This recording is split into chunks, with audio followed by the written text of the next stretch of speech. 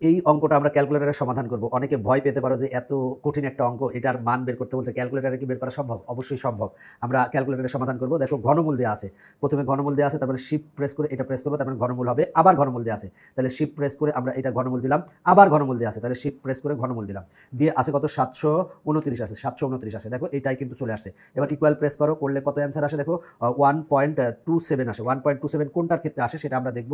মনে করো যে এটার ক্ষেত্রে যদি দেখি 3 টু দি পাওয়ার 1/9 আছে, তাহলে 1/9 উপরে দিব 1 আর নিচে দিব 9 দিলাম, দিয়ে ইকুয়াল প্রেস করলে কিন্তু এইটা আসে না, 1.1 আসছে, এখানে 1.12 আসছে, কিন্তু এখানে আছে 1.27 আছে। এবার তার মানে এটা অ্যান্সার না। এবার আমরা এই অপশনটা চেক করবো, তাহলে 3 টু দি পাওয়ার আমরা 3 টু দি পাওয়ার দিব 2/9, তার মানে উপরে দিব আমরা 2, উপরে দিলাম 2 আর নিচে দিব হচ্ছে কত 9 দিলাম। এবার ইকুয়াল প্রেস করবো, করলে কত আসে দেখি 1.27 আসে, 1.27 আসে, তার মানে খ অ্যান্সার। দেখো এইখানে যে অঙ্কগুলো দেখতে পাচ্ছ, এই অঙ্কগুলো কিন্তু সবগুলা একটা পারলে বাকি সব অঙ্কগুলো পারবা। এখানে এই পৃষ্ঠায় যতগুলো অঙ্ক আছে সবগুলো অঙ্ক পারবা যদি তুমি এই একটা অঙ্ক পারো।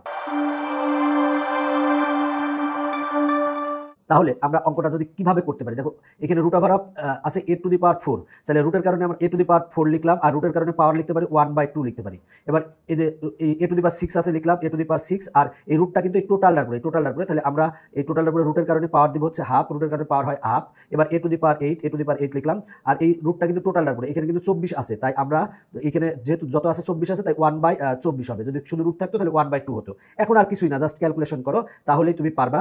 a টু দি পাওয়ার 8 লিখলাম, a টু দি পাওয়ার 6 লিখলাম, এবার এইটা আর এটা কাটো, তাহলে কাটলে এখানে 2 হয়, তার মানে থাকবে হচ্ছে a স্কোয়ার থাকবে।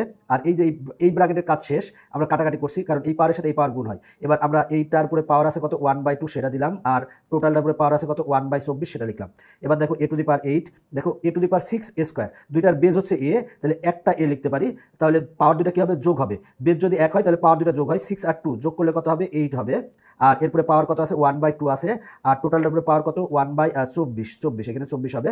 এবার এইটার এটা কাটো, তাহলে এখানে থাকবে কত 4 থাকবে, তাহলে a টু দি পাওয়ার 8, আর এখানে থাকে কত a টু দি পাওয়ার 4, আর এরপরে পাওয়ার কত 1/24 ইকুয়াল টু, দেখো দুইটার বেস কত a, একটা a লিখলাম, তাহলে পাওয়ার দুইটা যোগ হবে 8 আর 4 যোগ করলে কত হয় 12, আর এরপর পাওয়ার কত 1/24।